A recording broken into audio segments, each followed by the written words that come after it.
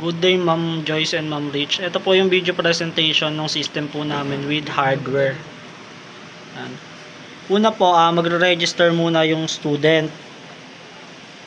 Para po makuha nung admin yung information ng student.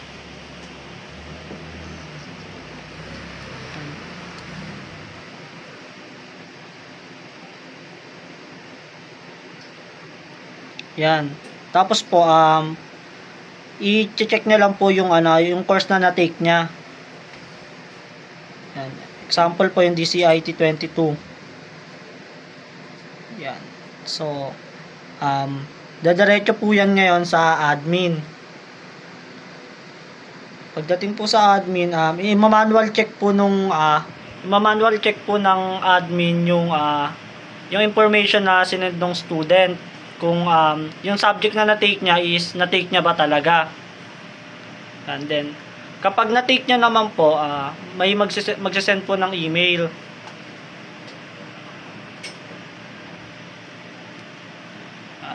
Yan po, send email. Yan. Yan, successful. Then makikita po yung email sa email nyo. Yan. May yan, ayan yung email. Then, pag na-receive yung email, tapos pwede nang pumunta sa school para sa kiosk. Dito naman po yung mag-enroll.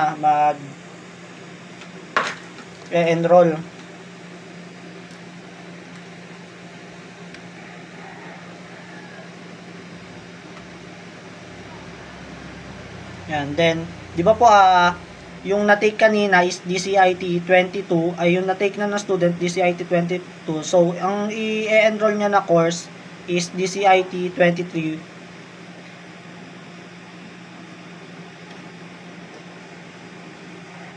Yan. Lalabas yung queuing number tapos i-scan.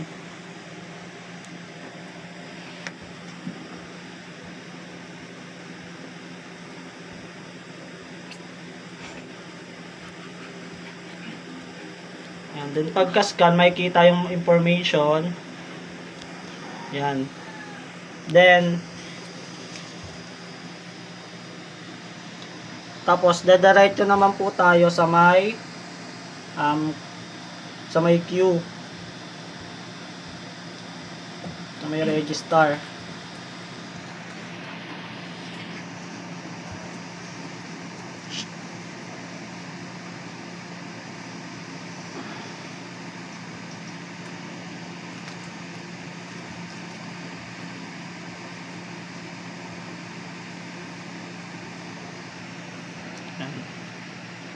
Then sa may queue, dito sa queue, yan, i-call mo yung pwedeng ma-call yung queue number nung queuing mo. Our window 0. Now serving number Q1739954683758. Yan, then pwede mo rin siyang i-transfer doon sa, kunyari magkaka-share. Yan, pwede siyang nata-transfer. Then pwede rin siyang i-cancel, i-done kung tapos na. Then pwede rin i-reset, i-refresh. Yan.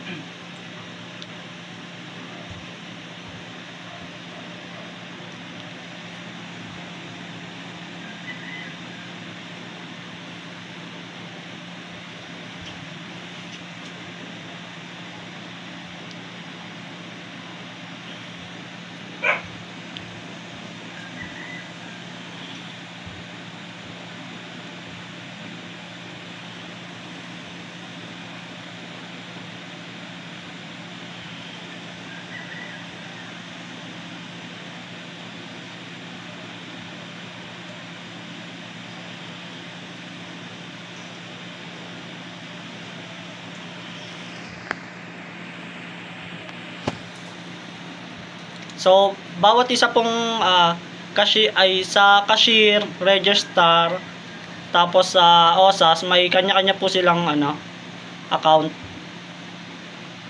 Yan. May kita po dyan yung mga waiting queue, transfer, tapos yung mga successful queue, tapos yung na-miss. Yan, pwede mo rin i-call. 0. Now serving number Q1739954770174. Pwede mong i-transfer uli.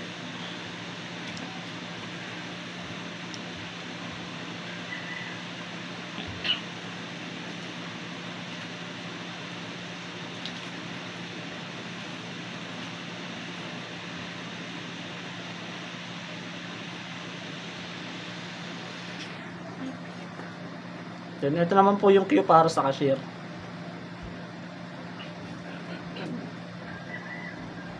Cashier window, 0. Now serving number Q1739954865518.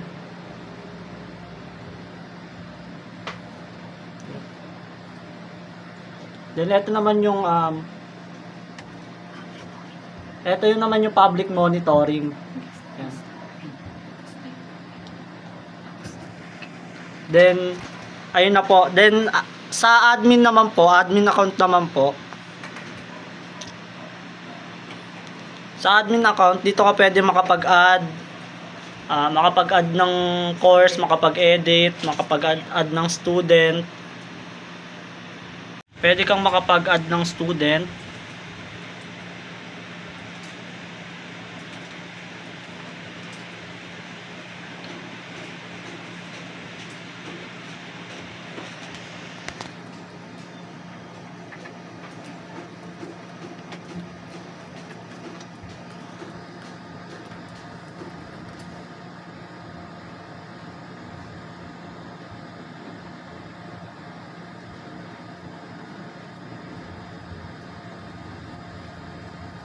Yan.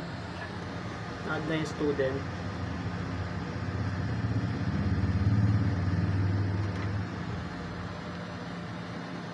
Then, pwede mo rin pala yung i-edit.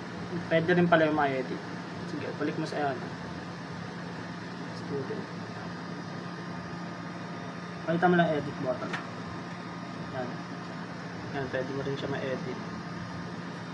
Then, pwede ka rin makapag add ng course. Yan. Program. Pwede ka rin makapag-add ng program.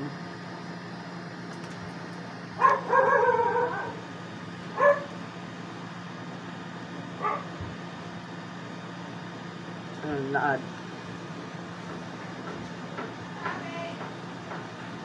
Then lang sa course, pwede ka rin makapag-add ng course.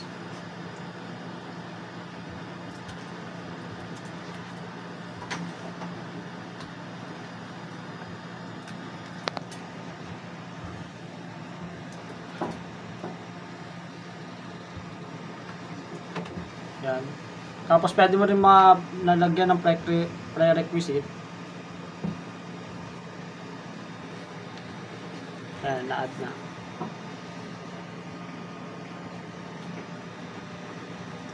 Then yung mga user, pwede ka rin mag-add ng user. Tapos pwede rin mag-edit. Yan.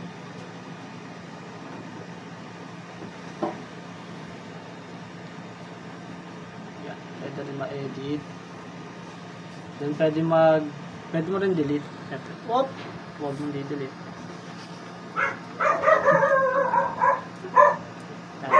Then sa settings naman,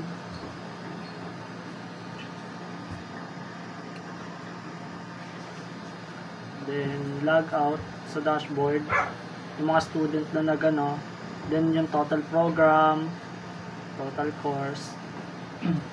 Yeah. Then ayun lang po.